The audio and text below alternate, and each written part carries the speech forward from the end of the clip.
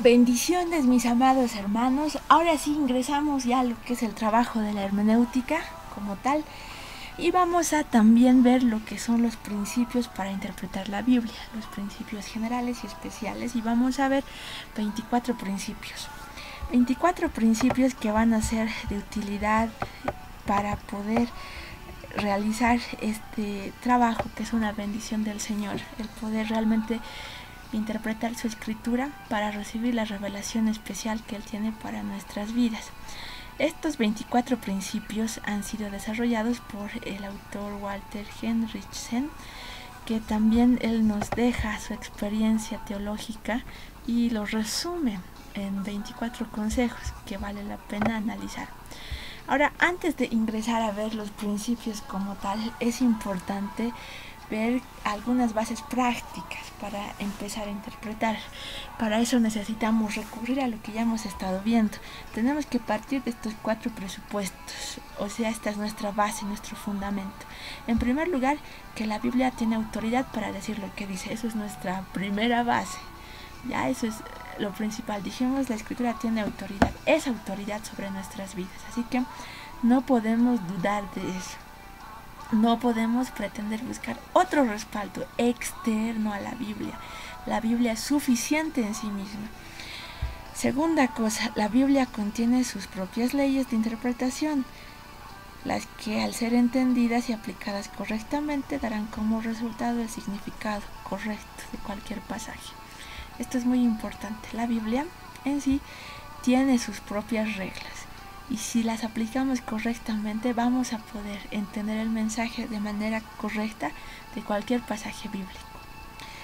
Tercero, la meta primordial de la interpretación bíblica es descubrir qué quiso decir el autor del libro en cuestión. Ahora, aquí tenemos que diferenciar. Tenemos al autor, obviamente el autor humano, al escritor que el Señor usó, que tenía también ahí una aplicación, un mensaje, pero aún hay algo más allá, el mensaje del autor, el autor ya digamos con mayúscula, el autor divino, que es el Señor mismo. Él también tiene un mensaje que puede que ni siquiera el autor que escribió se dio cuenta, pero estaba ahí ya en el corazón del Padre, y necesitamos entender el mensaje que Él quiso darnos, y ese es el propósito de la hermenéutica, de la interpretación. Para eso trabajamos, para entender el mensaje del autor.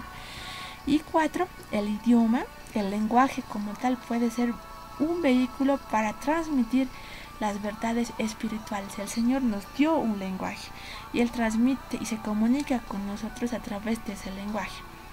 Esto es muy importante porque Él nos da un mensaje que no es difícil, está cercano, dice cercana.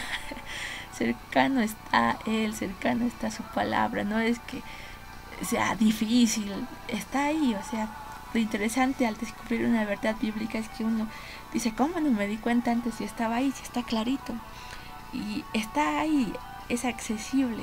No se la reveló a los grandes ni a los sabios. Él se la reveló a los niños, como dice su escritura. Entonces está ahí cercana y utiliza como un vehículo el lenguaje común y corriente, el lenguaje que Él nos regaló para comunicarse. Entonces, estos son cuatro bases que necesitamos tomar en cuenta para poder también empezar a interpretar. Ahora, básicamente, toda interpretación bíblica tiene 4 fases, que es la que vamos a ver ahora. 4 fases. En primer lugar, tenemos a la fase de la observación. La fase de la observación es para ingresar a interpretar el pasaje bíblico. Y responde a esta pregunta que vemos aquí, es la observación. No voy a entrar directo a interpretar, primero tengo que observar. Y este paso lo vamos a realizar nosotros a través de lo que es la lectura en voz alta del pasaje bíblico o del libro que queremos interpretar. Vamos a leerlo sin descanso, en voz alta, porque es necesario hacer eso. Y es la primera fase de observación. Leemos en voz alta A continuación ya hacemos una lectura más detallada y vemos lo que tenemos ahí. Ahí concluye lo que es la observación. ¿Qué tenemos aquí? ¿Qué vemos aquí?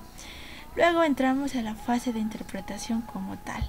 Y ahí viene la pregunta, ¿qué significa esto? Y pregunto, ¿qué significaba esto para el autor inicial? ¿Qué significaba para el receptor inicial? ¿Qué significó para él?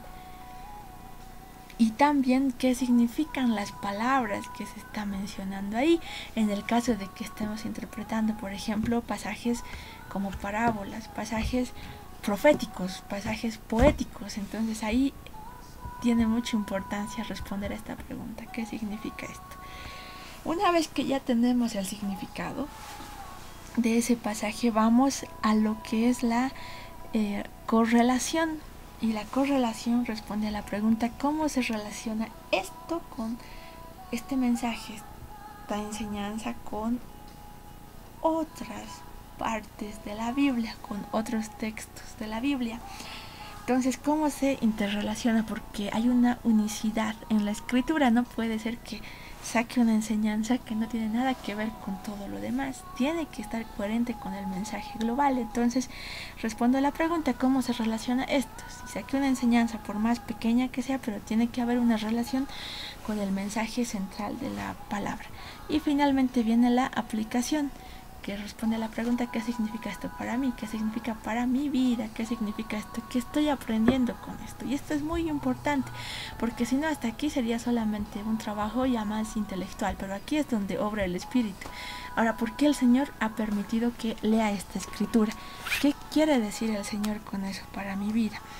Es importante para nosotros entender ese mensaje que el Señor nos quiere dar, porque la palabra de Dios es viva. Y entonces es importante para nosotros entender esto, pedirle al Señor sabiduría para que nos guíe por este camino de los 4 pasos para empezar a interpretar de manera